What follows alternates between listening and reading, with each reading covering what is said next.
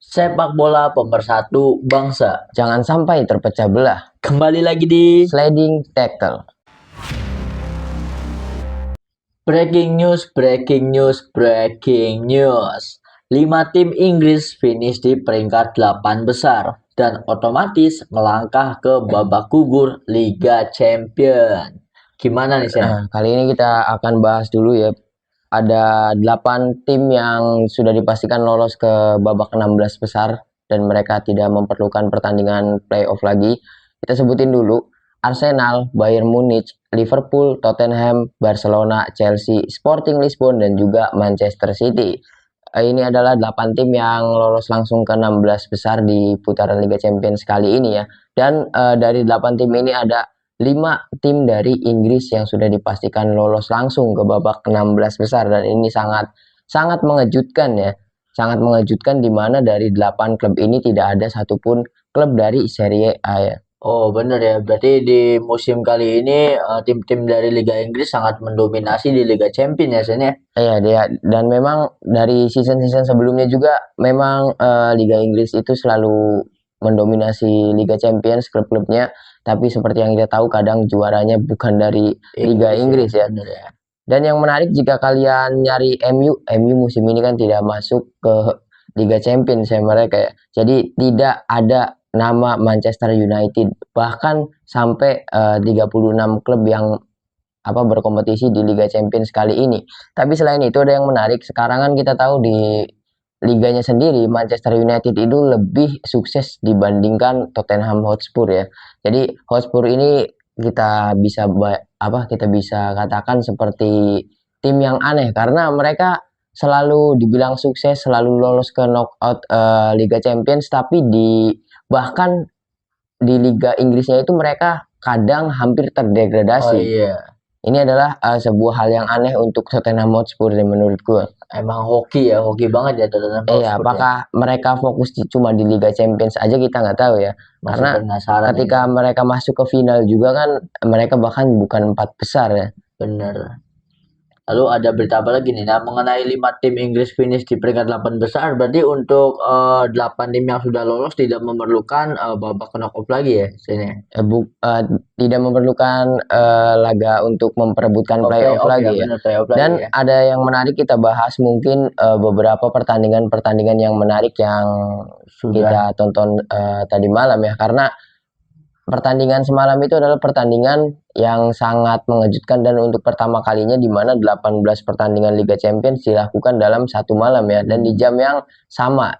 Jadi semalam itu banyak sekali pertandingan yang mengejutkan dan salah satunya adalah pertandingan antara Real Madrid dan juga Benfica ya. Oh, iya. Dan dari ke-8 tim yang lolos ke 16 besar juga tidak ada nama Real Madrid ya.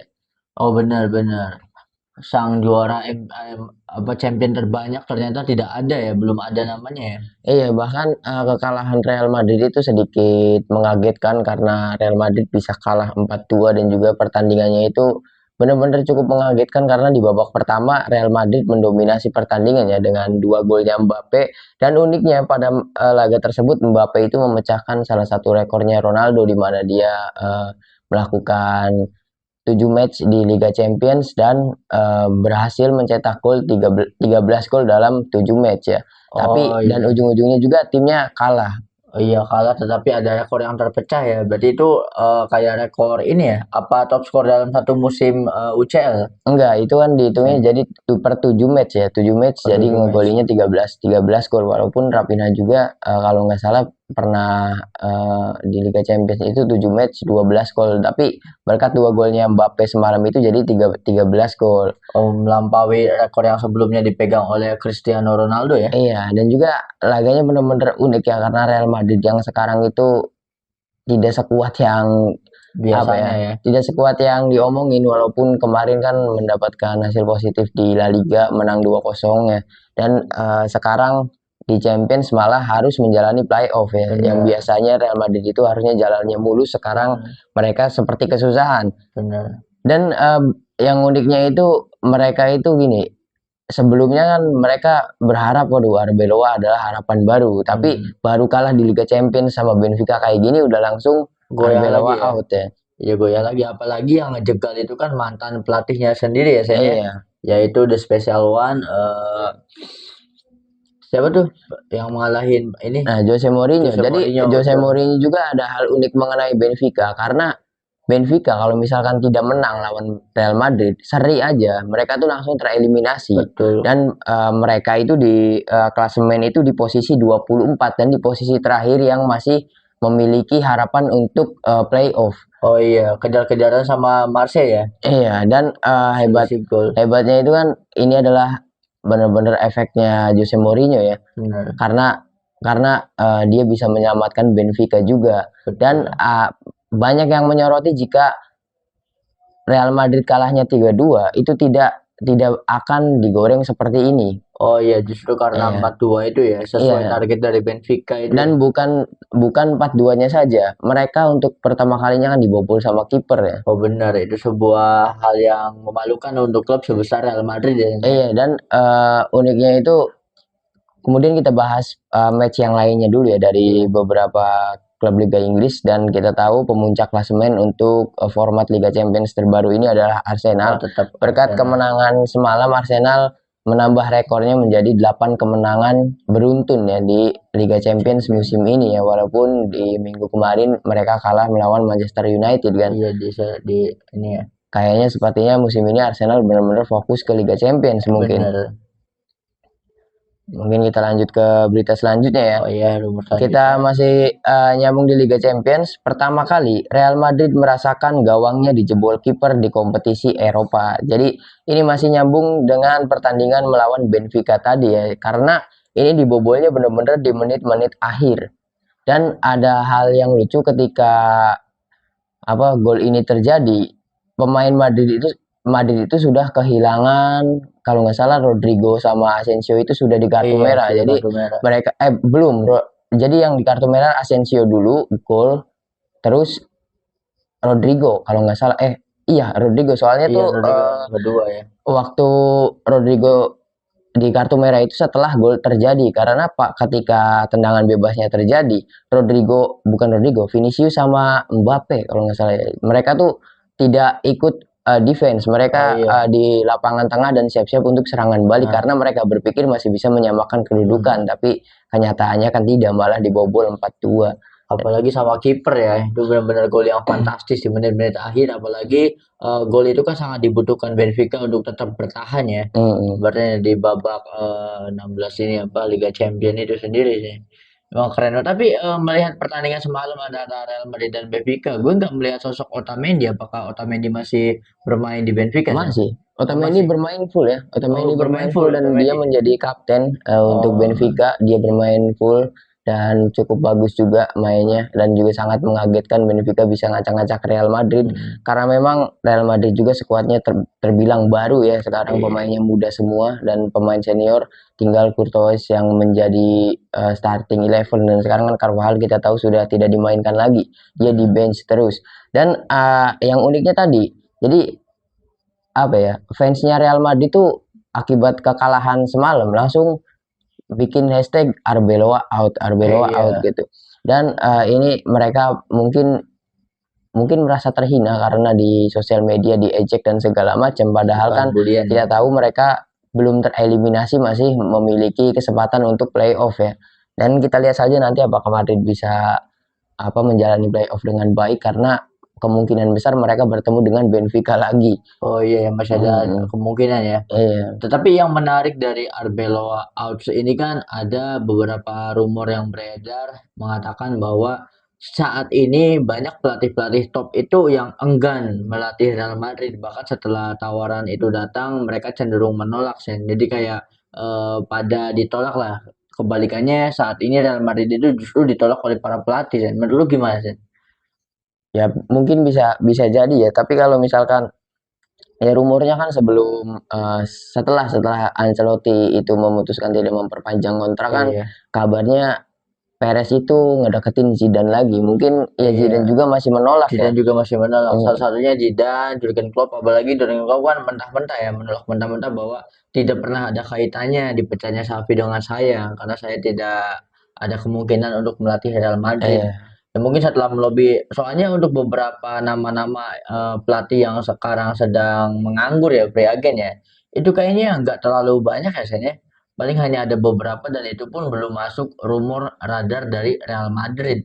Tapi kalau menurut lu sendiri siapa nih yang ada kemungkinan untuk melatih Real Madrid karena Arbeloa ini kan cuma sementara ya, bukan bukan untuk permanen melatih gitu kan. Iya, kalau untuk kalau misalkan menurut gua Real Madrid mau bangkit lagi, mungkin pilihan yang tepat itu Klopp ya. Tapi kita tunggu aja. Bukannya Madrid itu bukan ditolak sama pelatih menurut gua, karena Perez nggak mau terburu-buru. Iya, Percuma nanda tanganin pelatih baru karena ini sudah paruh musim ya, sudah setengah iya. jalan.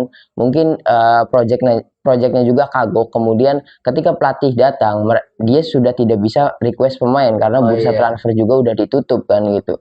Jadi menurut gua pasti pasti Madrid itu akan datang pelatih baru, tapi nanti musim depan, awal musim Oh, depan, bursa di awal transfer musim musim ya. depan ya. Kalau sekarang menurut gua kagok menurut gua. Berarti emang untuk musim sekarang itu all in Arbeloa ya sampai akhir musim kali ya sini. Iya, bisa bisa jadi karena kan Madrid mungkin di Champions juga ya masih ada harapan, Wah, kemudian di La Liga juga masih ada masih ada harapan. harapan ya. Wah, bener lah. Menarik banget nih tentang Real Madrid ya. Jadi ada sesuatu yang mau dibahas lagi tentang pertandingan Madrid semalam Sen dengan Benfica selain dari momen epic comeback media yang dari Jose Mourinho itu sendiri. Ini kan keren banget ya. Ya, mungkin kita lanjut dulu ke breaking news selanjutnya ya. Kita mungkin bahas pertandingan yang lain setelah beritanya habis. Oke, untuk breaking news selanjutnya ini ada rekor baru yang tercipta nih Sen. Virgil van Dijk jadi bek tengah pertama yang sanggup mencatatkan hat-trick assist di sebuah pertandingan Liga Champions. Nah, Nah, menurut lu gimana nih ini rekornya Van Dijk ini? ini keren banget karena Van Dijk kan kita tahu posisinya sebagai center back ya, bukan bukan apa, bukan full back yang Hmm, artinya full back itu pasti bisa ngasih assist, iya center back tapi bisa distribusi. ngasih assist. Walaupun di laga resminya di apa official Champions League juga yang tercatat itu asisnya cuma dua dan harusnya itu Van Dijk itu ngasihnya tiga ya, tapi nggak tahu Oh, tercatatnya dua karena pertandingannya sendiri gua nonton dan Liverpool kan apa mendapatkan hasil yang sangat positif. Mereka iya, menang besar dengan skor 6-0 ya, dan iya. juga sangat mendominasi pertandingan gitu. Dan ini juga sedikit aneh karena Liverpool kita bisa katakan mereka itu ini apa tidak fokus di Premier League. Di Premier League-nya kan laga match terakhirnya mereka kalah 3-2 dan di Liga Champions-nya ngegas kan gitu. Iya. Jadi kebanyakan liga apa tim-tim klub Inggris yang 5 ini yang lolos ke semua ke babak 16 besar ini di liganya itu lagi nggak karuan tapi di Champions lagi ngegas Oh gitu. iya ya, mode champion pada on fire ya, tetapi di liganya sendiri ya mungkin emang faktor kelelahan juga ya Sen, ya dari Cuma jadwalnya. tidak seperti di musim-musim yang sebelumnya ya, di mana di musim-musim sebelumnya bahkan sepak bola di tahun 2010 sampai 2020 lah, di mana ada tim yang ngegas di Champions itu di liganya pasti Oh iya, dominan gitu. Dan di season ini yang masih melakukan hal itu cuma FC Barcelona, di liga masih ngegas, di Champions juga ngegas. iya, Yang balance lain ya. yang lainnya itu seperti apa ya? Fokus Liga Champions, liga liga domestiknya dikorbanin Iya gitu. Sama benar. juga seperti Liverpool menurut gue. Dan Mm-mm. ini Van Dijk dia kan jadi kapten dan juga bisa menciptakan 3 assist. Ini keren juga, mungkin kemenangannya Liverpool semalam itu membuat pelatihnya Arne Slot tidak jadi dipecat ya, Oh karena iya. rumornya jika pertandingan tersebut Liverpool kalah itu Arne Slot akan dipecat, tapi nyatanya malah ngebantai 6-0 ya. Berarti intinya semua pelatih itu pasti under pressure ya. Bahkan setiap match udah ada apa ultimatum dipecat kalau ngasih hasil negatif. Jadi emang jadi pelatih di era yang sekarang itu benar-benar pekerjaan yang berat di sini. Iya, soalnya kan pelatih mah tidak bisa dicadangkan ya. Iya Pelatih mah kan benar. 2-3 pertandingan. Banyak kan pelatih yang baru ngejalanin 2-3 match langsung dipecat gitu. Iya benar. Tidak ada yang ya tidak sekarang yang karirnya paling sukses pelatih cuma Pep Guardiola, selain itu nggak ada. Iya di era Setelah modern ya. setelah Klopp pensiun nggak ada lagi gitu. Iya Karena benar. kita tahu kan klub-klub besar juga ya, sekarang mungkin ada Hansi Flick ya yang bertahan beberapa season di Barcelona. Cuma di klub-klub besar yang lainnya kan kita tahu setiap season gonta-ganti terus, Iya. tidak ada yang karirnya panjang di satu klub dan klubnya sukses. Untuk sekarang ya mungkin cuma Pep Guardiola yang bisa dikatakan pelatih yang megang klub kan udah 10 tahun ini Iya megang benar, City. tetap stabil, tidak ada rumor pecat-pecat ya. Iya, Paling selain Pep Guardiola masih ada satu legend lagi, Diego Simeone Sen. Itu kalau udah berbelas-belas tahun iya. kan. Nah, sama Simeone, apalagi Simeone. Nah, kita juga ngebahas Simeone sekalian ya. Dan Iya, uniknya juga semalam itu Atletico Madrid kalah 2-1 melawan Bodo Glimt. iya. Dan Bodo Glimt itu benar-benar jadi kuda hitam karena di minggu kemarin mereka ngalahin City dan sekarang mereka ngalahin Atletico Madrid dengan Benar. skor 2-1. Ini benar-benar ngagetin banget ya untuk tim sekelas Bodo Glimt gitu. Iya, karena Bodo Glimt sendiri kan bisa dibilang tim antah berantah ya, entah datang dari mana tetapi bisa mengalahkan dua raksasa Eropa ini. Iya. Sen. Tapi yang menarik juga dari Diego Simeone sih, karena Diego Simeone kan digaji cukup besar ya. Tapi gue punya opini pribadi tentang Simeone, kenapa Atletico Madrid itu begitu mempertahankan Diego Simeone apapun hasilnya ya. Karena kalau menurut gue pribadi, jika Atletico Madrid tidak dilatih oleh Diego Simeone, mungkin Atletico Madrid itu tidak bisa bersaing di papan atas dan bisa jadi cuman bisa stuck di papan tengah ataupun papan bawah. Kalau menurut lo gimana sih? Iya, mungkin mungkin aja ya karena kan Atletico Madrid juga dalam 10 tahun terakhir cuma satu kali menjuarai La Liga ya, yaitu Hmm. ketika Suarez baru pindah ke Oh Atletico iya. dari Barcelona dan setelah itu mereka bahkan puasa gelar, tidak memenangkan apapun ya.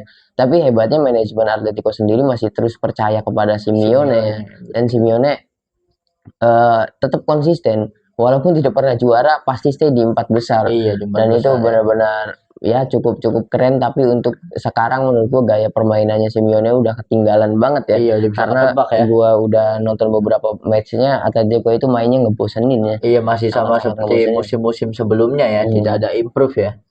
Dan memang dari Atletico sendiri pemain-pemainnya nggak ada yang diubah, cara mainnya sama apalagi di sepak bola yang modern yang benar-benar bukan ngandelin teknik pemain lagi cuma yang sekarang kan tim-tim itu lebih ngandelin taktikal dari pelatih ya gimana Iya, taktik dari pelatih gitu kalau misalkan taktiknya kalah otomatis bakal kalah timnya kalau gitu kalah dan menurut gue Simeone itu monoton seperti itu tidak ada perubahan sama sekali. benar, tidak ada improve ya. Ibaratnya ngomongin tentang pelatih di era modern yang benar-benar bisa sustain dalam satu klub, mungkin gue penasaran comebacknya Xabi Alonso sih, karena secara karir kepelatihan baru aja dimulai ya. Cuman ya nasibnya kurang baik aja waktu di Real Madrid. Kalau menurut lo, apakah dalam waktu dekat atau kita bisa ngomong bahwa musim depan lah Xabi Alonso akan kembali melatih tim apapun itu, Sen? Nggak bakal menurut gue Sabi itu eh, karirnya bisa dibilang sama seperti Xavi Hernandez. Jadi menurut gua Sabi kan apalagi dia udah ngomong tidak akan melatih klub dulu untuk Iya. selama 1 atau 2 musim kecuali Liverpool yang datang yang Oh nawarin. iya. Jadi apalagi Arne Slot sekarang nggak jadi dipecat ya. Iya. Mungkin Sabi tidak akan ngelatih tim manapun dulu menurut gua dan juga Sabi itu memang kualitasnya bagus cuma eh, Real Madridnya aja yang nggak sabar. Iya, benar, gak sabar-sabar prosesnya ya. Nah, mungkin comeback yang paling ditunggu adalah jika ternyata ada kemungkinan Sabi balik ke Liverpool sebagai pelatih ya. Karena memang sayang banget sih sosok seperti Sabi Alonso itu berakhir seperti itu saja sama dengan Xavi. Xavi kan setelah keluar dari Barcelona juga sekarang nggak tahu kabarnya ya kan. Jangan sampai Sabi Alonso seperti itu juga ya. Semoga nanti akan adalah masanya Liverpool percaya sama Sabi Alonso supaya menjadi estafet pelatih di era modern ini selain Ya, Diego Simeone dan dan Pep dan Guardiola juga ya. kan untuk pelatih-pelatih di era modern yang sekarang itu lagi mengalami masa transisi ya menurut gua. Jadi pelatih-pelatih yang kalibernya udah pengalaman udah puluhan tahun dan segala macam sudah mulai hilang dan yang masih bertanya Simeone, Pep Guardiola sama Jose Mourinho ya. Iya, Nama-nama lainnya kan ya Ancelotti masih tapi dia kan sekarang memilih ngelatih Brasil aja gitu. iya, Ya seperti Rafael Benitez dan juga yang pernah jaya di tahun 2010-an gitu. Sekarang kan udah nggak ada. iya benar ya. Sekarang eranya pelatih-pelatih baru walaupun tren ini tidak terlalu disukai oleh pelatih-pelatih yang senior tadi. Ya salah satunya kan ini apa? Kritiknya Roy Keane, kemudian Jose Mourinho juga tidak menyukai tren-tren pelatih yang non pengalaman sudah melatih Oh klub iya, besar gitu. Tapi kan kembali lagi sekarang tuh selain Sabi juga kan Iniesta sudah mendeklar dia akan melatih sebuah klub kan Oh gitu. iya. Jadi benar-benar generasi pelatih juga mungkin akan berganti, dan juga tadi kan kita ngomong sekarang pelatih yang bisa panjang itu cuma Pep Guardiola dan juga Diego Diego Simeone kan. Simeone. Kita tunggu aja, mungkin the nextnya Xabi akan comeback, kemudian Iniesta atau Xavi Hernandez juga bisa comeback Iya. lagi ke Eropa, kita tunggu aja. Bahkan ada beberapa pelatih yang pernah melatih klub besar dan sekarang tidak tahu keberadaannya. Salah satunya sama seperti Pochettino, sama seperti Ten Hag. Ya Sekarang kalau kita juga nggak Pochettino tahu ya ya. mending kan. Kalau Pochettino dia kan Hmm, latih timnas US ya. iya. Kalau Kalau Ten Hag Pochettino, sekarang ada di mana, kalau Sen? Ten Hag nggak tahu. Dia di Leverkusen kan. Oh, di Ten Hag ada di Leverkusen sekarang ya? Leverkusen, iya. Wah, itu dia masih tetap bertahan ya. Tetap bertahan di industri sebagai pelatih. Ini keren banget sih.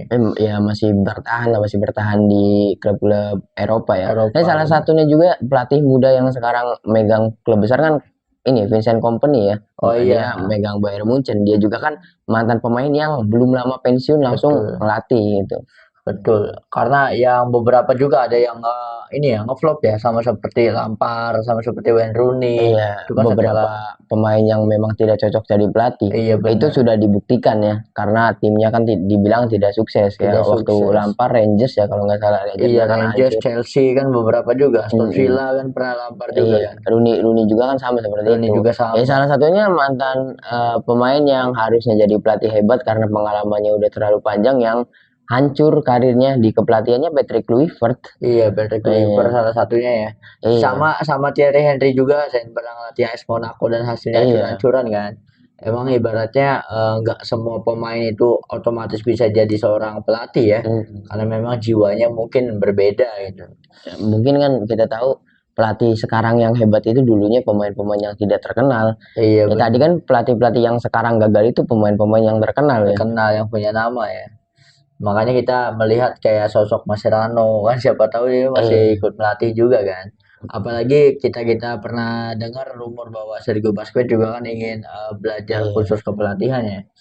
Oh, bener banget sih untuk jenjang karir pelatih di dunia sepak bola kali ini tuh. Karena memang dari dulu perasaan gue ya Sen, ya, kalau untuk pelatih itu kebanyakan itu doang Sen. Kayak klub besar kehilangan pelatih, nyarinya pelatih yang udah ada iya, nama gitu kan. Jadi berputar-berputar gitu. Belum ada nama-nama baru yang benar-benar ya, selain itu Michael Arteta ya, yang bisa dibilang dari iya. generasi baru itu.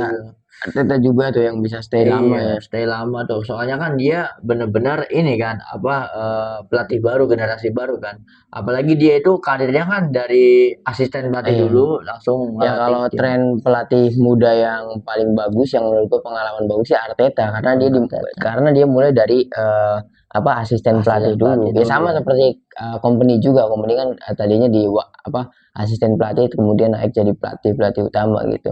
Cuma kan Bener. apa yang ditunjukkan menurutku pelatih-pelatih muda yang sekarang memiliki tren positif ya, salah satunya Arteta ya, walaupun kita tahu Arsenal masih kurang maksimal di setiap season gitu. Iya, Tapi kalau misalkan dikatakan sukses ya mungkin Arteta ya. Arteta sih ya, karena ibaratnya beberapa musim runner up juga kan itu pencapaian yang besar ya. Iya, iya, dan dia juga tidak puasa gelar kan, dia juga memenangkan FA Cup, FA Cup, Carabao. Carabao ada hasilnya gitu ya.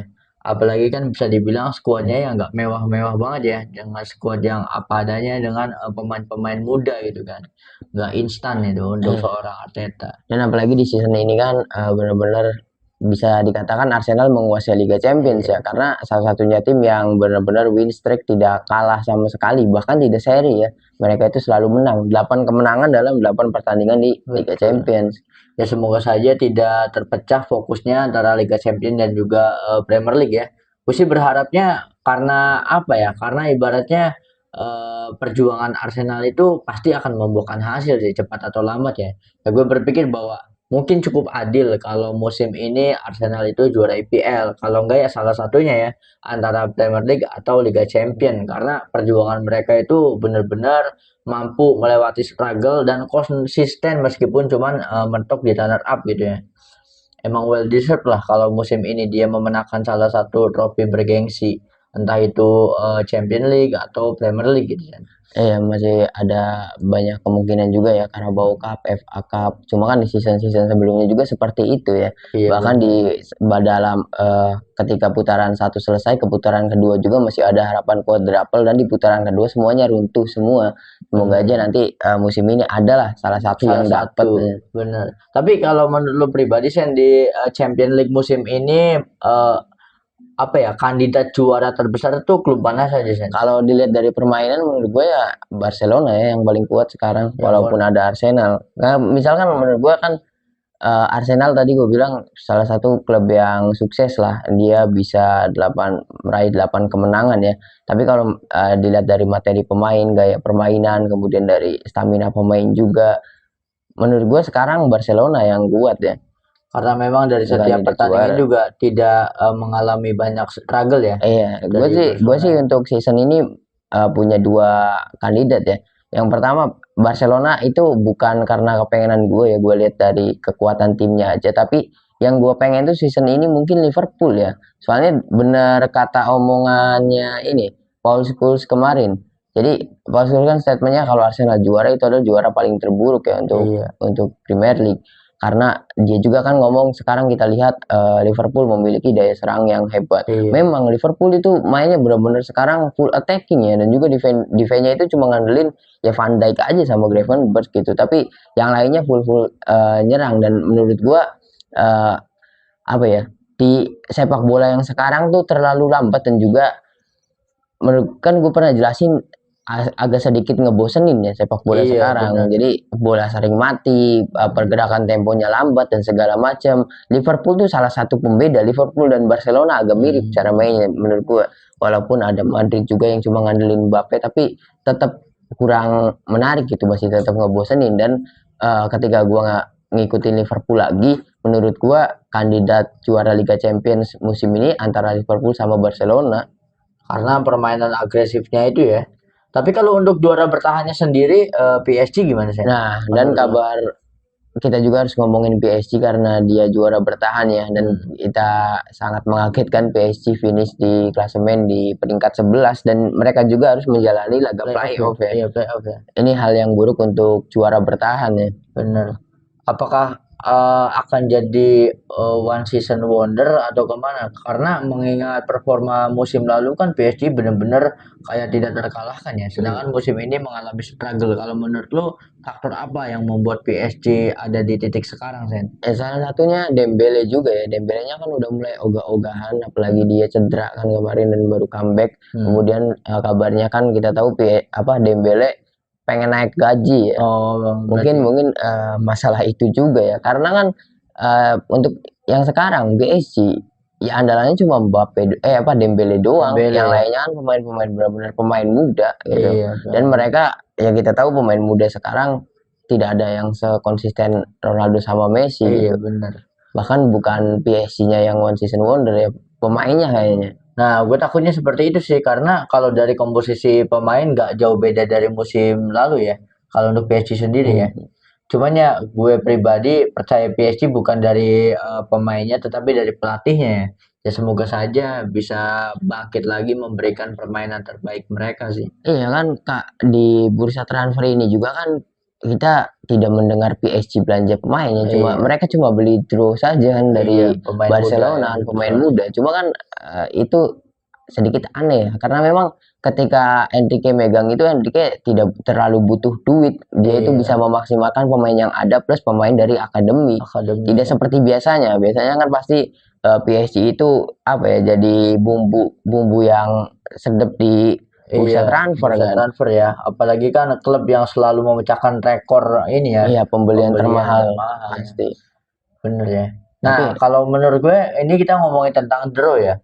Kalau menurut gue ini langkah yang baik gak sih ketika draw meninggalkan Barcelona dan memilih PSG sih? Ya kalau misalkan untuk masa depan menurut gue kurang ya, karena PSG itu tidak bisa menjamin pemain usia muda, apalagi dari akademi sukses di klubnya kan sudah pernah dijalanin sama seniornya kan. Xavi Simons kan itu gagal gitu. Kalau misalkan memang bisa konsisten dan mainnya bagus, mending di Barcelona, karena Barcelona tuh salah satu klub yang percaya dengan akademi walaupun tidak ada regulasi. Mereka tuh wajib ada starter yang dari akademi, dari La Oke. Masia. Tapi kalau kita lihat dari sisi apa ya, sisi duit, ya keputusan bagus. Iya, Keluar kan? dari Barcelona tuh keputusan paling bagus Bener untuk ya. pemain muda gitu. Cuma kan sekali lagi pemain muda tuh harusnya jangan nyari duit dulu kan, Iya bener nyari ya. pengalaman, nyari menit bermain dulu gitu. Bener. Karena secara situasi beda banget sama Xavi Simon ya. Kalau Iya, Xavi Simon itu kan ketika Barca lagi terpuruk ya kan, dia iya, hengkang ya secara logis masuk akal lah gitu kan pemain muda itu tidak mau stuck klub yang sedang terpuruk ya. Nah untuk sekarang ibaratnya kan secara sistem Barcelona ini lagi bagus-bagusnya ya. iya. Udah mulai bangkit lagi. Kenapa aku malah draw Ya pindah? kan keuangannya sekarang yang Oh iya bobrok. keuangannya yang Keuangan ini ya. Barca kan. Barca kan salah satu tim gede yang cukup aneh masalah keuangan ya. Iya Mereka malah finansialnya ya. meminta kepada pemain-pemainnya untuk dipotong 50%, gaji dibayar nanti dan segala macam. Itu sangat Iya, mengherankan menurut gua untuk sekelas Barcelona ya. iya sekelas Barcelona ya. Sampai mereka kan ngejual-jual kursi stadium. Bener. Wah, itu benar-benar aneh. Akan kalau tim lain nyewain stadion itu untuk konser, ini untuk pre-wed. Iya untuk wedding, apalagi sampai jual-jual rumput Iya, ya stadion, makanya menurut agak gua aneh. kalau misalkan dari sisi pengalaman atau misalkan mau sukses di usia mudanya, Bro itu salah ke Iya, PSG. Tapi kalau misalkan dia main bola tujuannya untuk nyari uang, bener datangnya ke PSG yang pasti bener. ngejamin gitu. Nah, dan uniknya gini, nggak salah juga Bro itu datang ke PSG Iya. karena PSG kan setelah dipegang Enrique itu beda. Oh nggak Enrique kayak kan dulu ya? ya Enrique kan setelah nyuruh kan Enrique kan bocor kan ide apa obrolan sama presidennya kan jual Mbappe. Iya, Itu kan bocor obrolannya. Memang Enrique yang pengen jual Mbappe dan setelah Mbappe dijual pembeliannya siapa? hampir jarang ya. Dembele bukan pembeliannya Enrique. Dembele Hmm, itu cuma ada Dembele, dia tidak fokus belanja pemain, fokus lu punya pemain muda mana di scouting sama Enrique. Kita juga tahu latihannya pakai keren Enrique itu sampai iya, sampai naik ke atas ngelihat anak-anak muda main dan bener kan Inter Milan kalah di final diobok-obok sama pemain muda iya, PSG dan sukses juga dalam artian kalau misalkan draw memang sebagus itu ya walaupun kita menurut gua walaupun bagus di La Masia belum tentu lah belum tentu bagus iya, banget di ketika naik ke profesional kan banyak yang gagal juga seperti Ilaix Moriba tuh oh salah satunya iya, kan dia sekarang kemana iya ada betul. di apa Leipzig juga jarang dimainin kan. Jarang. Itu keputusan yang sangat disayangkan ya. Padahal waktu Iya. di Barcelona udah dikasih menit bermain ya untuk Alex Moriba dan akhirnya lagi-lagi masalah duit dan dia pergi ke Leipzig ya. Nah, dan juga kalau misalkan pengen nyari menit bermain, kalau misalkan sekarang masih stay di Barca susah karena Barca udah jadi. Iya benar Udah ada skuadnya ya. wah udah Barca tuh lapis menurut gue lapis pertama dan lapis keduanya itu standar timnas semua. Iya Dari betul. penyerang, dari back, kemudian dari midfield juga, dah sekarang dari kiper sampai Ter Stegen kan dipinjemin ke Girona kan gitu. Iya. Nah, menurut gua mending pindah ke PSG. Nah, sekarang PSG lagi ngeflop otomatis Enrique pasti ngerombak skuad lagi. Ya mungkin ketika Dro datang jadi pilihan dapat menit bermain kan. Berarti kalau Draw ini dia bisa perform di PSG, dia bisa jadi rising star ya. Iya bisa bisa jadi Heeh, karena kita ya tadi kita kan percaya PSG, gue juga percaya sama Enrique-nya karena Enrique-nya. Enrique tuh bener-bener sudah membuktikan bahwa dia dengan pemain muda yang non pengalaman main di match-match besar seperti final Liga Champions mereka menang Mereka 5-0. menang bener agresif ya. Ya kita tahu kan Barcola tuh debutnya ketika Messi di PSG anjir. Hmm, Yang dijual kan milihnya Ekitike dijual ke Liverpool. iya Malah gitu. aneh kan, tidak belanja tapi ngejual jor-joran Ngejual PSG betul. tidak seperti biasanya. Karena memang untuk sosok Enrique ini mungkin dia menawarkan sistem ya kepada PSG bukan Mm-mm. menawarkan target juara dengan pemain mahal kan. Makanya keputusan menjual Mbappe itu benar-benar ini sih keputusan yang terbaik sih. Apalagi di konferensi persnya kan dia berpikir Enrique ini pernah bilang bahwa dia nggak membutuhkan sosok Mbappe. Dia daripada punya satu pemain yang mencetak 15 gol, lebih baik punya empat pemain masing-masing mencetak 3 gol. Kata Enrique kan seperti itu. Iya, Jadi tidak mau ada satu pemain yang terlalu ini ya jadi highlight gitu ya iya kan Enrique selalu mikir tidak ada pemain yang lebih besar dari dari klub klub ya. Itu kan betul. filosofi La Masia. Bener-bener, apalagi momen ketika akhirnya Real Madrid itu bisa mendatangkan Kylian Mbappe, itu kan banyak para fans Madrid itu ngecengin Barcelona ya, karena perebutannya kan dimenangkan oleh Real Madrid. Iya, dan juga dari statement Mbappe-nya sendiri kan. Iya. Ya itu kan seumur hidup tidak akan mungkin bermain untuk Barcelona. Tetapi jawaban yang lumayan sepek juga kan dari ini Presiden Barcelona juga, Joan Laporta. Dia kan jangan senang dulu untuk fans Real Madrid karena Kylian Mbappe akan membawa masalah ke ruang ganti kan seperti itu statement dari Joan Ya, Laporta. ya itu statement alasan-alasan orang nggak punya duit. Iya, punya duit Ya, itu gagal ya aja seperti itu. yang kita tahu kan di season ini aja Mbappe dibilang sebagai pemain sukses, tapi klubnya kan tidak. Iya, Itu kayak sekarang dia jadi top skor di tahun kemarin juga, kontribusi golnya banyak, dan sekarang tadi gue udah jelasin dia udah memecahin rekor di Liga Champions dan segala macam, tapi kan buktinya Madridnya kayak gini gitu. Walaupun kita tidak bisa apa ya menilai Madrid sekarang iya. karena Madrid juga kan tidak gugur di Liga Champions, masih ada chance untuk menang di La Liga. Liga. Dia ngevlog di 1-2 pertandingan aja, dan juga mungkin mereka bisa ngegas lagi, kita tunggu saja. Tapi kalau dari skuad sekarang gue nggak terlalu yakin. Bener ya, padahal kalau dilihat-lihat Mbappe di Madrid itu bukan Mbappe yang dulu ya, dia lebih dewasa. Dari sisi egois kayaknya nggak terlalu menonjol Enggak, egoisnya ya. lebih menurut gue. Bener Lebih ya. egois dari di PSG sekarang Lebih Mbappe. Nggak apalagi tahu kan kenapa. Cuma bagusnya Mbappe tuh nggak egois ke Vini aja. iya, Cuma ke Vini tapi ke pemain lain egois. tetap egois ya. Mm, Tapi yang anehnya itu performa Real Madrid musim ini tuh kelihatan banget dari performanya Jude Bellingham ya. Karena mm. season lalu kan Jude Bellingham itu benar-benar perform banget di Real Madrid kan. Menurut gue ekspektasinya aja terlalu tinggi Madrid tuh kepada Jude Bellingham, Iya. karena ketika Bellingham datang dia kan mainnya bagus. Iya. Ya bagus, masih ditopang sama Modric, Oh masih iya. ditopang sama Kroos. Bener. Sekalinya ditinggal sama dua ini kan hancur langsung. Iya, Sama Vinga beli siapa, ada Arda Güler sama Bellingham, pemain muda semua langsung jadi starter, dan mereka harus bermain untuk Real Madrid. Doh, ekspektasi terlalu tinggi menurut gue. Dan sekarang buktinya ketika kan tadi gue udah bilang dari 11 starter itu pemain seniornya cuma kiper. Iya, kiper doang, Courtois ya. Ibaratnya ini transisi antara pemain yang senior ke pemain yang muda ya. Ya bisa dikatakan Vinicius Junior juga kan senior di Madrid ya. Iya. Cuma kita tahu Vinicius kan problematik. Apalagi kan konflik internal antara fans dan juga Vinicius ya. Dapat cibiran sedikit langsung ubah foto profil Instagram. Enggak, langsung undang podcast nangis. Langsung nangis, Vinicius kan gitu. Gol dikit langsung selebrasi apa segala macam. Memang bener sih dari sisi sifat dan karakter Viniciusnya ya. Nah, yang menarik dari pertandingan semalam nih Sen, banyak fans itu menghujat Arbeloa karena ada satu keputusan yang dianggap aneh Sen. Jadi ketika pertandingan yang underperform itu Bellingham, sedangkan Arda Güler itu gacor ya di pertandingan semalam ya, lumayan lah perform daripada Bellingham. Tetapi kenapa justru yang diganti itu Arda Güler? Iya, jadi kan Arda Güler juga kan banyak di media sosial, kenapa why always me, kemudian dia juga kan udah ngasih asis ke Mbappe. Kalau misalnya kalian mikir seperti itu berarti kalian cuma nonton atau ngelihat hasil pertandingan itu dari Instagram, tidak nonton ya. Kalau menurut gua nonton pertandingan Madrid semalam sama Benfica, Arda Güler itu kehabisan stamina. Lebih ke karena stamina-nya ya. Unggul 2-0 Benfica main pressing. Oh iya. Main pressing terus-terusan gitu. Cuma emang salah juga keputusan Arbeloa tuh, salahnya ngeganti Arda Güler yang nggak bisa defense, ngegantinya Brahim Diaz. Harusnya kan defense ketika di pressing. Dia malah masih terus nyerang dan berharap bisa nambah gol. Dan ternyata tidak kan.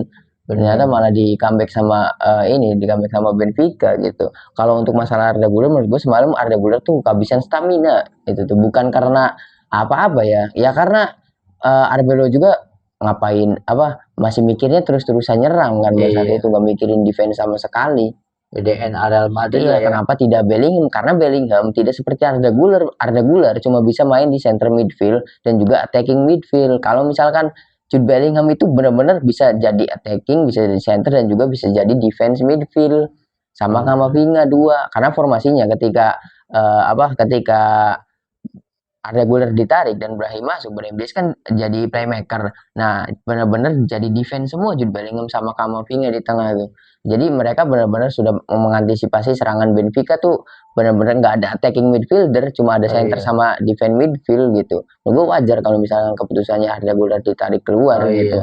Ya seperti itulah, kalau misalnya pertandingan kalah nyalahin keputusan pelatih segala macam. Selalu mencari alasan, tapi kalau menurut gue sih kenapa performa Madrid bisa turun seperti ini karena berbeda dengan Madrid yang kita kenal, yang kita tahu karena regenerasinya agak terlalu cepat sih kalau untuk yang sekarang.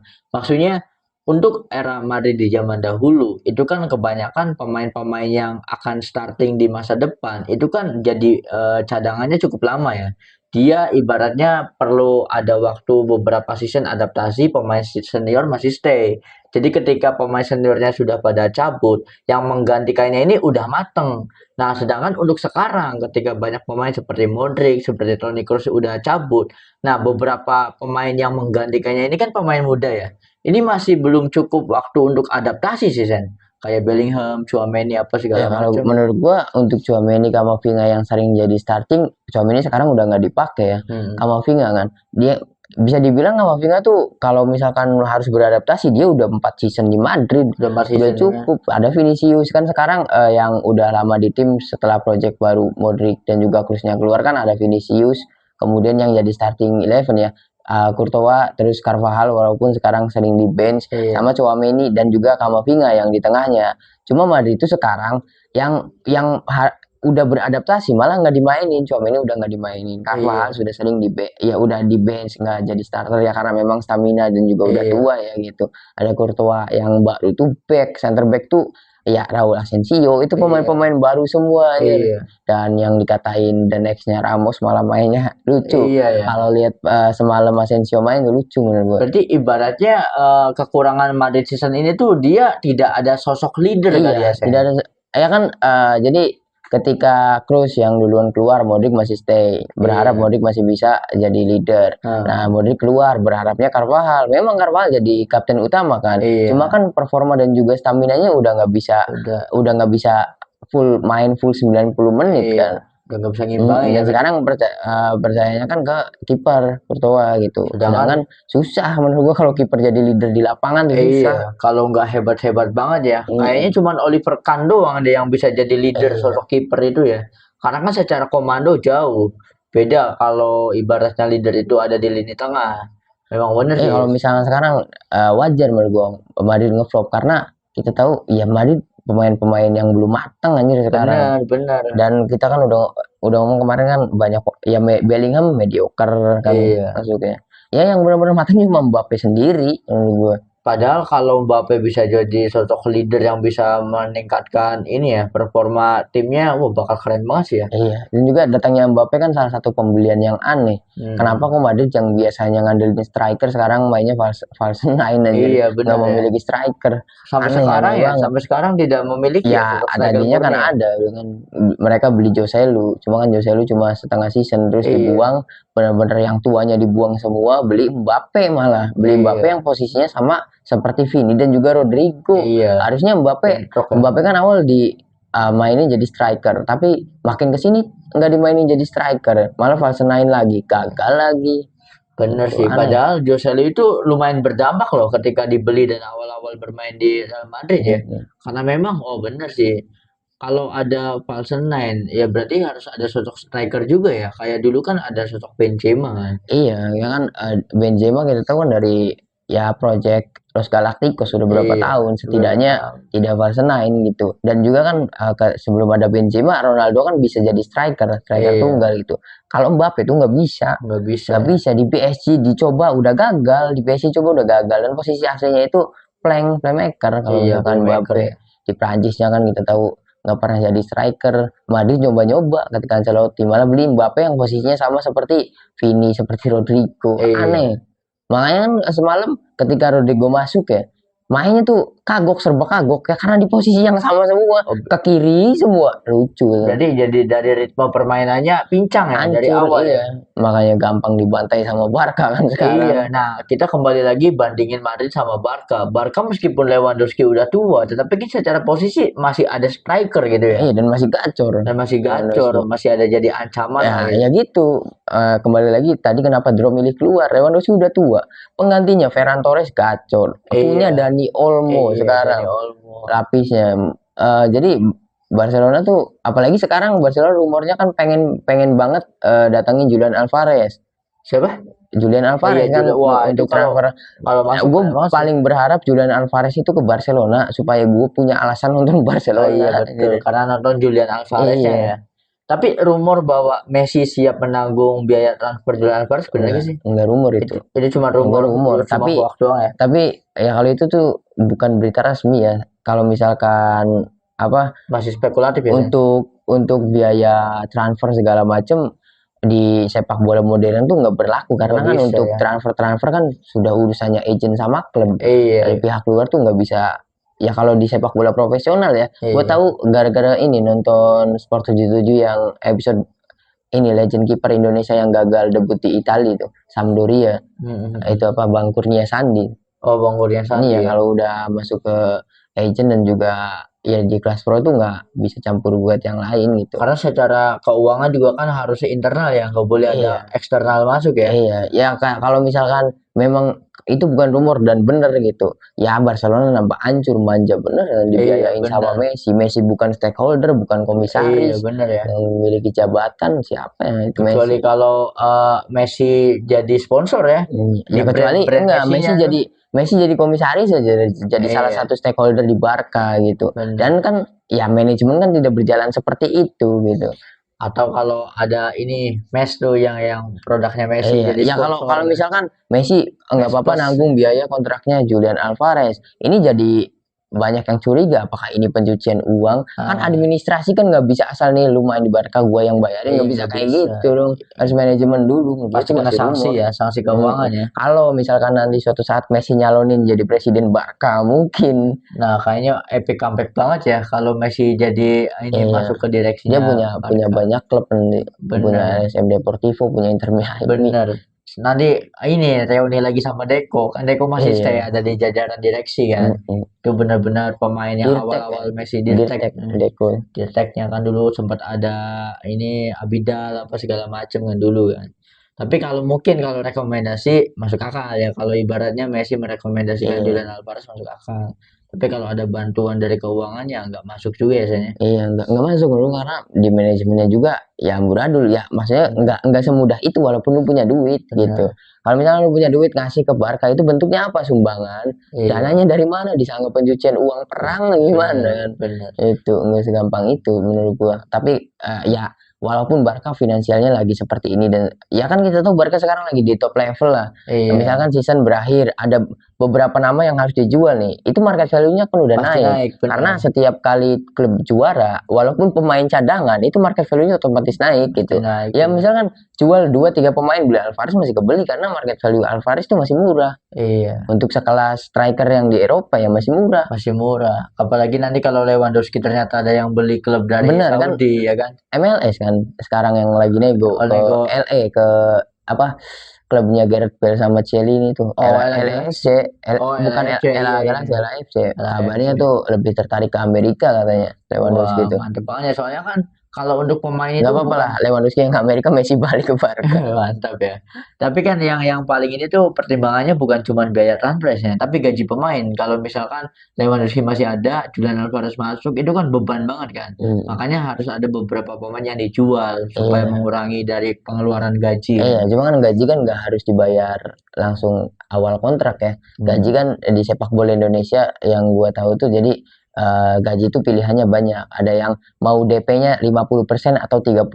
Nah, misalkan dari nilai kontrak dibayar 50%, sisanya itu dibagi selama kontraknya. Jadi per bulan kenanya berapa, nanti dibayar per bulannya segitu. Gitu. Menurut gua kalau untuk gaji tuh untuk Alvarez tuh nggak terlalu berat. Kalau market value yang sekarang, karena Alvarez itu kan turun setelah keluar dari City market value-nya. Ini saat yang tepat ya. Tapi melihat performa FC Barcelona sekarang, menurut gue ya jual Yamal aja bisa dapat banyak pemain. Jual Yamal, sok Yamal keluar dari Barca ngeflop. Bener-bener karena Yamal itu kebantu sistem ya. Kebantu sistem sih. Pasti keluar dari Barca muncul sisi egoisnya. Pasti bisa jadi. Menurut gue ya Yamal. Ya karena ya semoga saja Yamal gak kayak pendahulunya ya, sama gak kayak Ansu Fati apa segala macam. Jadi bukan ngeflop Yamalnya. Jadi nanti kayak Mbappe, personal mah bagus sebagai pemain, tapi nggak bisa ngegendong klub. Ya kayak Neymar lah. Neymar gitu nggak bisa berbicara banyak di Eropa, ya paling menang-menang di liga domestik gitu. Berarti ibaratnya pemain-pemain seperti itu tuh ibaratnya cocoknya ketika klub sedang ada sistem yang bagus ya. Ini ekspresinya Hansi Flick ketika Pedri cedera kemarin. Ketika Yamal cedera, nggak masalah Biasa sama Hansi aja ya. Flick. Banyak gantinya, bisa pakai Dani Olmo, Ferran Torres masih bisa dipakai. Fermin masih ada ya. Nah Fermin Yamal nih terkuburnya sama Fermin coba. Fermin tuh gila sih Fermin tuh. Nah, ketika Pedri cedera, itu ngejar si Hansi Flick. Wah, bener-bener dia tuh kayak orang yang pusing banget ketika Pedri cedera. Berarti kalau dari POV orang yang nggak ngerti bola, mungkin wah Yamal nih nyawanya Barcelona. Iya, Tapi enggak kalau yang juga. ngerti bola tuh beda ya kayaknya. Kan Hansi Flick mah berani sok Yamal kalau misalkan masih pesta-pesta yang nggak jelas kayak tadi, lu bakal dicadangin 4 pertandingan. Lu kan banyak fans yang wah gini. Cuma kan tetep Barca tetep ngebantai-bantai nggak ada Yamal. Sampai Yamal sekarang mengurangi bermain media sosial ya. Iya. Bahkan postingannya kan dihapus semua kan. Iya, dia cuma nyisain 3 postingan yang itu juga bukan dia yang posting kan Adidas ya. Iya, ibaratnya itu pilihannya tegas sih. Emang perlu pelatih seperti itu sih. Ibaratnya lu kalau mau hanyut dalam euforia terserah. Tapi nggak tahu kenapa ya. Kan sekarang banyak pemain bintang tuh Genji ya. Genji tuh anjing baperan pemainnya. Kayak semalam aja Courtois ngamuk-ngamuk ke pemain yang lain. Karena jadi setelah kalah semua pemain tuh ya biasa Mbappe yang nyuruh. Langsung masuk ke locker room. Courtois ngamuk. Kita tuh kalah, kita harus minta maaf ke supporter kita yang udah datang jauh-jauh ke Portugal. Itu marah-marah Courtois kan semalam, malah dia setelah para pemain masuk tuh dia malah ngucapin selamat kepada kipernya Benfica kan. Gitu. Nah itu dia bener sih karena ya kan sebelumnya di guard of honor kan Mbappe yang suruh masuk kan gitu. Nggak tahu pemain-pemain gitu tuh sekarang banyak tinggal ya Yamal seperti itu. Kalau menurut gue mah emang karena butuh pelatih yang tegas sih Sen. Ingat gak dulu ada cerita dari Sir Alex Ferguson. Jadi dulu ada yang cerita, gue nggak tahu yang cerita itu siapa ya, Paul Scholes atau legenda di era kemasannya MU lah. Kan waktu itu tuh karena lelah, jadi para pemain MU itu nggak menghadiri meet and greet sama fans, langsung masuk ke bus, langsung ditampolin satu-satu sama Sir Alex Ferguson. Sir Alex tuh pernah bilang kayak gini, yang gaji lu tuh mereka, kata Sir Alex kan, ditampolin satu-satu langsung menghadiri meet and greet. Apalagi waktu itu ya, disiplinnya Sir Alex itu kan Beckham ngelawan aja dilempar sepatu. Zaman sekarang tuh seakan-akan karena jumlah pemain rata-rata Genji ya, dominan Genji gitu ya. Jadi ketika baper, justru pelatih kalah jumlah, kalah power, akhirnya yang menang pelatih pemain manja itu. Menurut gue gara-gara ada media sosial dan handphone. Bener. Jadi direkam jadi bukti nanti. Iya bener. Karena walaupun pelatih mukul itu kan bisa dipenjara, tetap. Walaupun dia posisinya pelatih dan juga pemain gitu, walaupun dia mukul gitu, ya seperti yang terjadi di Indonesia lah, guru mukulin murid juga penjara. Pelatih kan juga sama karena di kontrak kan tidak ada lu jadi pelatih lu bisa mukulin pemain tuh nggak ada. Bener. Emang gara-gara itu juga makanya pelatih yang keras tuh nggak bisa sekarang. Jadi ibaratnya kalaupun gak keras dari sikap harusnya berwibawa ya. Ya kayak tadi tuh Hansi Flick. So kalau banyak tinggal dicadangin. Bener. Dan bener nggak sekedar gertak. Yamal masih kayak gitu kan sempat dicadangin. Yang waktu dia akhirnya cedera di tulang ini tuh sering sprint kan. Gitu. Sama kayak pelatih yang masih disiplin. Ibaratnya dia nggak kasar main tangan. Nah salah satu pembangkang yang satu tuh Kepa waktu Chelsea adu penalti sama Sarri tuh Mauricio Sarri kan sampai tuding-tudingan lu ganti nggak mau anjing ya gua kan nonton langsung lucu aja ya, padahal kan kebobolan juga kan kan kebobolan kalahnya kan bukan kebobolan penalti kan iya gagal nendang penalti kan Kepa kan jadi gue lupa lawan apa ya, Arsenal atau apa ya. Jadi musuh semua pemainnya ngegolin semua, kan penentuan tuh di kiper. Kepa nendang gagal. Dan setelah itu kan Kepa langsung. Wah, tadinya kiper yang bagus, nggak dijual, dicadangin dulu pinter Chelsea tuh. Cadangin selama 2 musim, comebacknya kan ke Madrid. Bener. Di Madrid juga nggak dapat ini ya, porsi. Dapat menit bermain cuma berapa itu mah gara-gara Courtois cedera kan saat itu. Terus ya setelah Courtois sembuh ya udah nggak dipakai lagi. Jadi kalau sekarang pelatih itu harus berwibawa ya sama misalnya gini, Arteta lah. Arteta itu pasti direspek sama pemain-pemainnya sendiri. Apalagi kita dengar ceritanya Pep kan belum apa-apa, lu bukan Messi, lu bukan Messi. Gitu, harusnya dari kayak jangan galak, jangan main pukul atau apa, mending kayak Flick sama Pep gitu. Iya tegas, ibaratnya statement nih ibaratnya. Kalau Hansi Flick kan ya mama Pep mah aneh lah, kasus Pep mah aneh. Pemain ya unjuk skill di lapangan langsung dimarahin. Iya, langsung dicat. Apalagi Pep itu parah ya, ketika ada pemain yang udah nyetak 2 gol langsung ditarik. Karena Pep itu punya asumsi begini, ketika misal Haaland udah nyetak 2 gol, pasti pemain itu berambisi untuk hat-trick. Iya, Nah, ketika ambisi untuk hat-trick, dia akan merubah ritme dari Iya. permainannya itu. Makanya ini ditarik. debutnya Cherky yang asis pakai Rabona ya, Rabona ini bapak asis. Iya. Dimarahin, lu bukan Messi, jangan sosokan. Iya, iya. Itu padahal dia ngasih ke Haaland di awal debutnya, Di awal langsung debutnya, ya. seperti itu.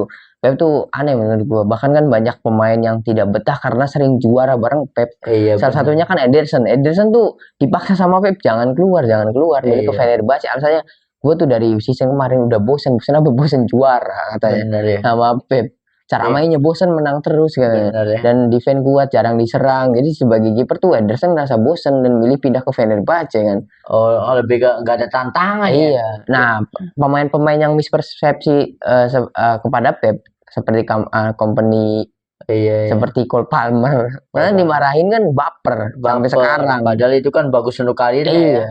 Bener, makanya iya sih sosok pelatih di era sekarang itu harus berwibawa ya, harus ditakuti ya. Beberapa contoh kayak Pep, kayak Diego Simeone, Arteta, dan Gue juga semalam Klopp. gue tuh seneng Jose Mourinho tuh salah satu pelatih yang nggak bisa dibenci menurut gue ya, Benar. karena dia itu benar-benar spesial warna. Jadi selama pertandingan dia duduk terus, kalah 2-0 Iya. duduk terus, setelah di menit-menit akhir pas Asensio di kartu merah itu kan masih menit 80-an ya. Iya. Jadi mulai hujan-hujanan Jose Mourinho Iya. tuh. Dan ketika selebrasi dia tuh langsung pelukan dan lari-larian sama ball boy-nya. Iya. Jadi apa ya, sebagai gue yang nonton, pelatih tuh bisa membawa atmosfer yang itu anjir. Ya salah satunya Simeone lah kalau misalkan itu, walaupun Iya, orangnya kayak gitu sering ngamuk dan segala macam, juga pelatih kayak gitu tuh seneng ditontonnya. Gue mantep lah gitu, kayak Pep juga. Jadi Pep yang sama Klopp kan yang dramanya. ekspresional gitu. Iya. Ya, tidak yang diem, yang Iya. mikir terus. Gue kurang terlalu seneng pelatih-pelatih yang kayak gitu. Bener. Kayak ya dramanya Pep lawan Klopp lah. Iya. Ibaratnya setelah match kan salaman, Iya, respect. salaman. Tapi kan selama ini kan menggebu-gebu gitu. Keren Nah banget bagus sih. kan, mereka jual beli, bukan statement, Iya. malah di statement ketika press conference saling memuji, tapi Saling jual belinya memuji. taktik dan juga title race-nya itu kan ya Liverpool City gitu. Sehat banget ya Iya. ibaratnya ya. Cuman ini mah siapa yang kuat otaknya aja. Kan ibaratnya alasan klub keluar dari Liverpool itu dia out of energy kan. Dia udah kehabisan energi katanya kan. Dan juga tidak mau ini mencoreng apa yang sudah dia dapat. Iya. Soalnya pada saat itu bener-bener ya Klopp bener-bener hancur. Iya. Andalannya keluar semua, Mane keluar, Firmino nggak keluar. Firmino itu dijual karena memangnya performanya udah nggak sebagus dulu gitu. Ibaratnya apa ya, pemain yang dibangun sama Pep tuh ya udah waktunya udah terlalu lama ya. Udah waktunya regenerasi dan untuk regenerasi itu butuh waktu loh. Makanya gue saranin Arteta kalau juara mending keluar. Ya. Kalau dilanjutin itu nanti dihina-hina apa yang udah didapat, dilupain. Tapi nih lagi-lagi di episode kali ini ya, gue punya prediksi kalau misal Arteta juara, entah itu Champion, entah itu Premier League. Terus kata lu kan sarannya keluar, dan ternyata keluar.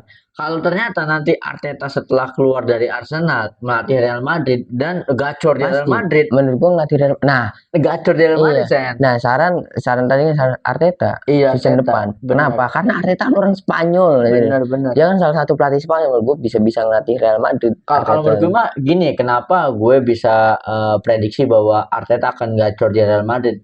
Karena Arteta itu secara pelatih dia sudah banyak kayak berlatih lah di Arsenal dengan skuad apa adanya, dengan pemain yang bukan bintang gitu ya kan, ibaratnya udah mampu menyajikan performa yang seperti itu kan. Pemain-pemain mutahannya City bahkan awal-awal. Iya. Gabriel Jesus bukan City. Yang nangis terus tuh siapa? Yang orang Ukraina. Sane bukan sih? Bukan, yang nangis terus tuh yang iya. Itu kan dibuang dari City, dibawa Arteta. Lupa aja nama-nama itu anjir, bener. Ya kan maksudnya dia secara kemampuan berlatih sudah ada jam terbang di Arsenal nih. Ketika dia di Madrid, dia kan bebas request mau pemain kayak apa ya pasti diturutin sama direksinya Madrid kan. Cumanya itu harus bisa menekan ego dari pemain. Menurut gua kalau Arteta misalkan saran gua kan keluar, tapi dia kan gak mungkin gak ngelatih. Soalnya kan Arteta tuh dididiknya sama Pep. Pep tuh benar-benar sukses ngedidik Arteta karena benar-benar jadi seperti Pep banget gitu. Iya, Obsesi iya, sama bola tuh, waduh, iya, keren obsesinya kayak Pep banget, cuma tidak se-ekspresional Pep gitu. iya. Kalau Arteta kan orang yang Lebih cool diam, ya, lebih mikir cool lah. segala macam. Nah, kalau misalkan keluar ya mungkin Madrid yang lirik. Madrid. Bahkan sampai-sampai ada yang bilang bahwa kenapa sih Pep itu melepaskan Arteta untuk melatih Arsenal karena Pep udah jenuh, nggak ada saingan lagi. Iya. Yang bisa menyaingi dia ya pelatih apa anak didiknya sendiri Nah, anjir. Bener-bener. Makanya awal-awal Arteta gabung Arsenal, lu lihat gak klip video yang Pep ngomong sendiri di bangku iya, tuh? Itu kan bangku tempat duduknya Arteta Arteta. anjir sampai segitunya.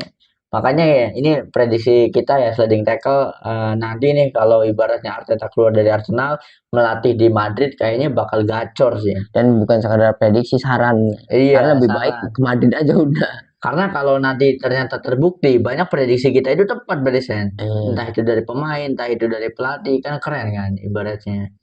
Yang Iya. penting mah bisa menekan ego pemain di Real Madrid. Kalau menurut gue mah ya sebagai pelatih ya.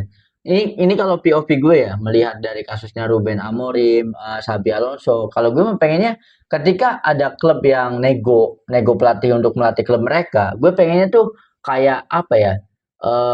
Dewan direksi tuh harus mendukung penuh keputusan sang pelatih gitu. Kayak ibaratnya ada term and condition gitu ya bahwa anak didiknya nggak boleh manja, nggak boleh melawan instruksinya apa segala macam. Hmm. Kalau itu disepakati, ini bakal keren sih. Ya harusnya kan seperti itu. Cuma Mm-mm. di sepak bola yang sekarang tuh nggak tahu, aneh menurut gua. Mm-mm. Soalnya kan ya sekarang mah kan ya kasusnya Yamal lah. Iya. Anak yang main bola, bapaknya yang pengen terkenal. Oh iya, Star Kan Syndrome. ketika Hansi Flick, kalau masih kayak gitu dicadangin, bapaknya yang nggak terima. Lu Iya, siapa gitu? Lu kan iya, nggak masuk dalam kontrak dan segala macam, lu iya. sekedar orang tuanya aja gitu. Nggak ada pihak Barcelona tuh kerja sama lu gitu. Nah, Gua tuh kerja sama anak lu aja. Ini malah jadi orang tua tuh udah ikut-ikutan zaman sekarang, anjir. Udah iya, nggak terima dan segala macam, nggak kayak dulu kan. nggak kayak dulu. Ya kan banyak cerita gini. Yang sekarang lah ya postingan ya, rumah Ronaldo dulu dan setelah sukses, Iya, rumahnya Messi dulu dan setelah sukses dan sebagainya. Bahkan kan salah satu cerita yang paling keren kan ceritanya Rivaldo dari iya, dari benar-benar miskin banget di Brazil kan, dia sampai nggak bisa ke dokter gigi dan sekarang iya, rumahnya dan segala macam. Ini mah kan udah beda gitu, iya. zamannya tuh udah beda banget. Udah manja ya. Iya, kayaknya tuh bener-bener. Nah gitu kan, mungkin ya bukan dari pelatih aja, pemain-pemain dulu orang tuanya juga keras. Iya, pasti sih, Ya pasti keras sih. emang banyak keras. Ronaldo kan bapaknya nggak tahu kemana. Kehidupan kehidupan pemainnya sendiri dari masa kecil itu kan keras. Iya, Cuma iya, hidup sama ibunya Suarez. Kan iya, kita tahu ceritanya kan pengen main bola aja harus jalan berapa jam gitu. Kalau ini misalkan beli sepatu harus jadi tukang sapu dulu kan gitu. Charles Puyol tuh, salah Iya, satu kisah Puyol. legendaris tuh. Kan kalau sekarang kan beda. Bedanya kan Benar. sampai orang tuanya gitu, sampai orang tua Yamal kan kocak menurut Ikut-ikut gue. Star Syndrome ya. Nah, maksud gue tuh gini, Sen. Kan treatmentnya beda nih, direksi ke Hansi Flick sama direksinya Madrid ke Xabi. Hmm. Maksudnya ketika Hansi Flick apa ya, mentreatment Yamal seperti itu, direksi kan ngedukung. Artinya kalau dikasih pilihan, pilih Yamal atau pilih pelatih, harusnya tuh tetap pilih pelatih, Hmm. harus tetap berat di pelatih. Makanya kan pelatih bisa tegas kayak ke Yamal. Nah, sedangkan kalau di Madrid sendiri ya, ketika hasilnya tidak memuaskan, direksi itu lebih condong milih pemain loh, bukan milih pelatih. Makanya kan itu jadi salah satu alasan Sabi out karena Sabi sudah berpikir bahwa dia tidak mendapatkan respect yang sepantasnya, bukan hanya dari pemain tapi dari dewan direksinya itu sendiri, Sen.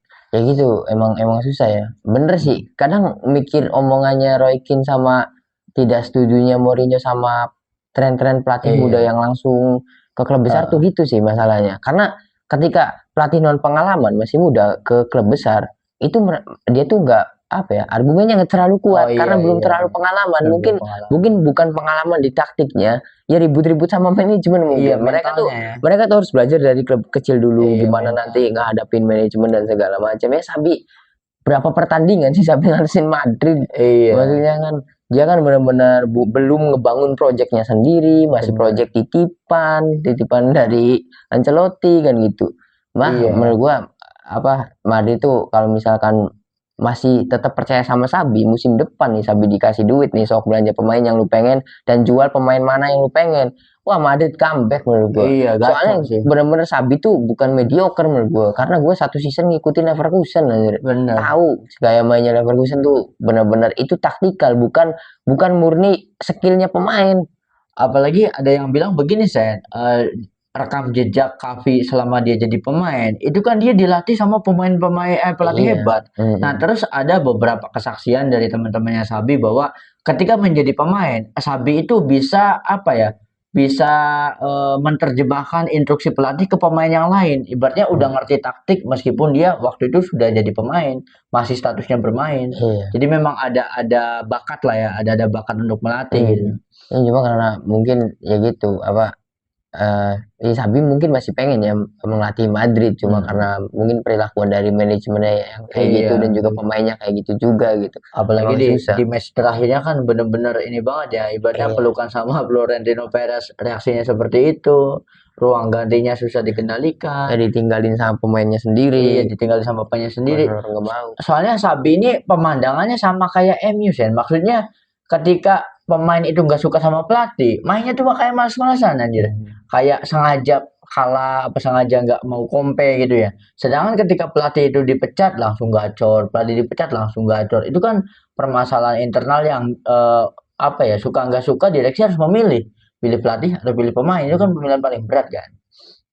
Makanya gue sih berharapnya di episode kali ini gue punya prediksi ya dan harapan semoga nanti Sabi ke Liverpool, Arteta ke Real Madrid. Semoga saja ini ya Arsenalnya kembali ke masa kegelapan. masa kegelapan nanti Arsenal yang bingung mau nyari pelatih siapa anjir.